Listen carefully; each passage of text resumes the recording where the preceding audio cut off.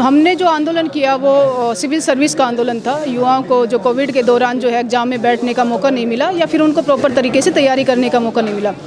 अगर इस देश को बचाना है और इस देश के संविधान को बचाना है तो कांग्रेस ही एकमात्र विकल्प है। ये युवाओं को हर किसी को समझना होगा। ये देश जो है वो संविधान से चलेगा, गांधी और अंबेडकर के मूल्यों से चलेगा, ना कि नफरत की राजनीति से चलेगा।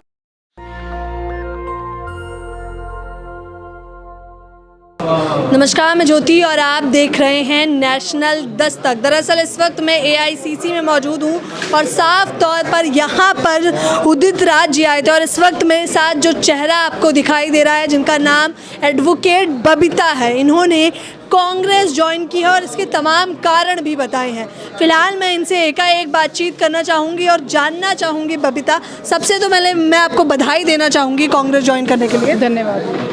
सबसे बड़ा सवाल है, आखिरकार तमाम पार्टियां हैं, कांग्रेस ही क्यों? मैंने पहले भी मीडिया साथियों को बताया कि अगर आप नेशनल लेवल पे जाते हो तो 8 नेशनल पार्टियां हैं, लेकिन वो सारे स्टेट में नहीं है या फिर अपोजिशन की भूमिका निभाने में वो समर्थ नहीं है। मेनली तो आप देखो तो बीजेपी है या कांग्रेस है, देश के सामने 2 विकल्प है। तो मेरी जो विचारधारा है वो बीजेपी से मेल नहीं खाती है और इसलिए मैंने अपनी विचारधारा के अकॉर्डिंग जो है कांग्रेस को ज्वाइन किया। अच्छा, मैंने आपका पोस्टर पढ़ा था जिसमें आपने बेरोजगारी के मुद्दे पर बात करी थी और युवाओं को लेकर बात करी थी, तो आपको कैसे लग रहा है कि कांग्रेस में ये सुधार हैं?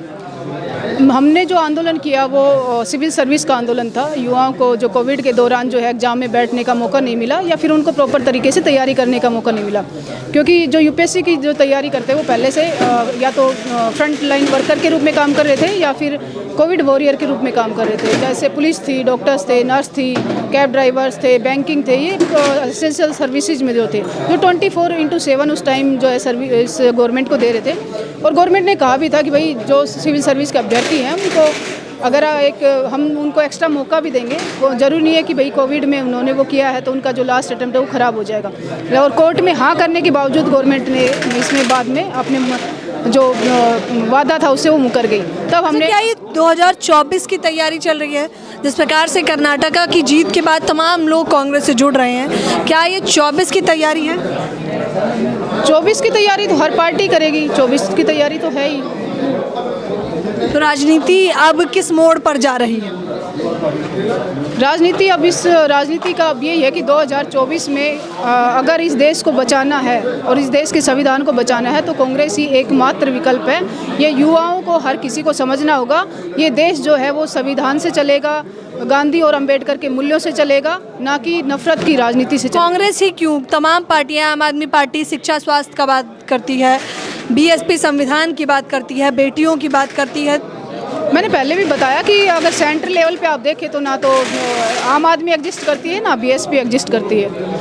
और जो कांग्रेस के अभी तक की जो पॉलिसियाँ रही हैं उसमें भी उन्होंने जो संविधान को लागू करने का, देश को बनाने का एक काम किया है। तो अब आप तमाम दर्शकों से क्या कहना चाहेंगे? तमाम दर्शकों से यही कहना है कि 2024 में कांग्रेस को मजबूत करें और इस देश को बचाएं, इस संविधान को बचाने की लड़ाई। मुद्दे क्या होने वाले हैं इस बार?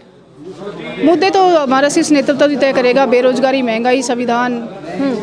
साफ तौर पर ये कह रहे हैं बेरोजगारी, महंगाई और संविधान ये मुख्य मुद्दे होने वाले हैं। ये 24 की तैयारी ही है जो इस प्रकार से की जा रही है कि लगातार लोग कर्नाटका चुनाव की जीत के बाद कांग्रेस को ज्वाइन कर रहे हैं। फिलहाल इस खबर के बारे में आप लोग अपनी प्रतिक्रिया देना बिल्कुल ना भूलें। कैमरा पर्सन तोहिद के साथ ज्योति यादव, नेशनल दस्तक। नेशनल दस्तक की आपसे गुजारिश है कि अगर इसको बचाना चाहते हैं तो नेशनल दस्तक को सब्सक्राइब करने के लिए रेड कलर के सब्सक्राइब बटन को दबाएं, फिर बेल आइकन की घंटी दबाएं। नेशनल दस्तक को बचाने के लिए बहुत जरूरी है कि हर खबर को शेयर करें, लाइक करें, कमेंट जरूर करें।